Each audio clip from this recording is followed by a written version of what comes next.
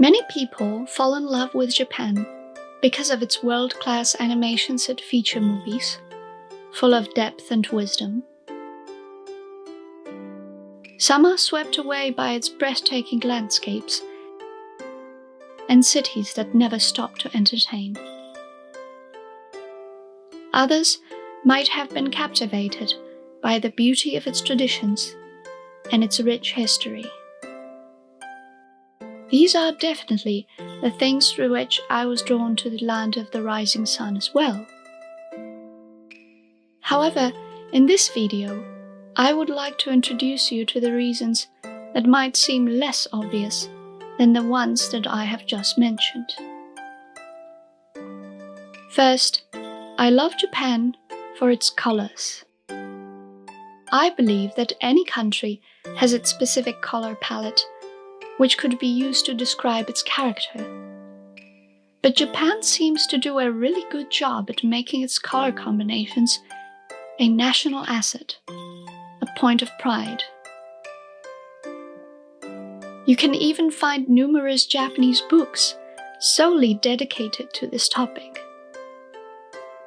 Various color palettes reveal themselves through its traditional arts and crafts, packaging, and the way the Japanese exhibit their goods. Let me introduce you to just a few of color combination ideas inspired by Japan. The color palette of tea ceremony, or the one of the traditional Japanese paper called chiogami, or the color combinations of Japanese playing cards, hanafuda.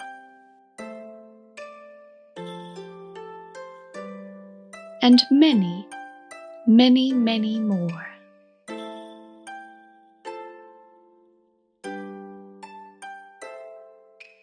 Secondly, I love Japan because of its unique interplay between the East and the West. Let me just remind you of how unbelievably captivating it was, and still is. It all begins with the Portuguese merchants knocking on the Japanese doors in 1543. At first, Japan seems to be quite interested in Europe's exotic Christian religion and deadly weapons. But eventually decides to ban Christianity and kick out most of the Europeans out of the fear of losing its political independence. Yet it still craves things and knowledge from Europe, so keeps the island of Dejima in the Bay of Nagasaki to continue trade with the Dutch. After a long time, and against its will, opens itself up again, this time to the Americans and other Western powers, but miraculously manages not to get colonized. However, it changes so many things that it starts to look somewhat Western anyway. Then gets fed up with this Western craze and decides to re-establish its own national character, which ironically leads it to emerge on the international stage as the first non-Western imperialist superpower.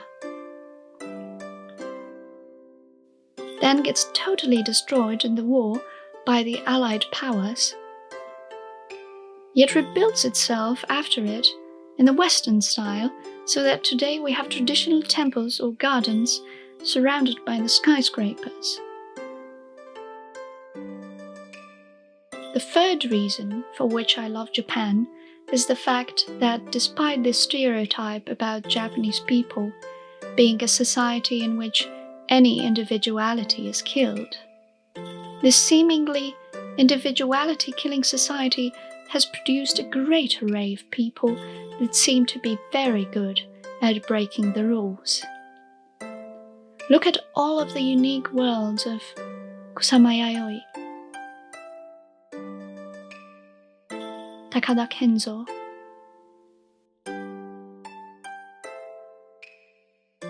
Miyake Issei,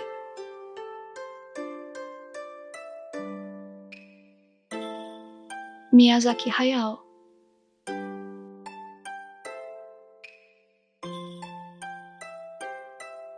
or onoyoko.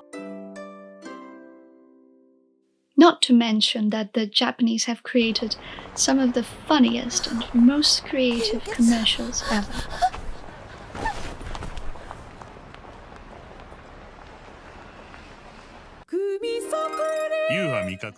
So this commercial was about what may happen to you when you have an iron deficiency.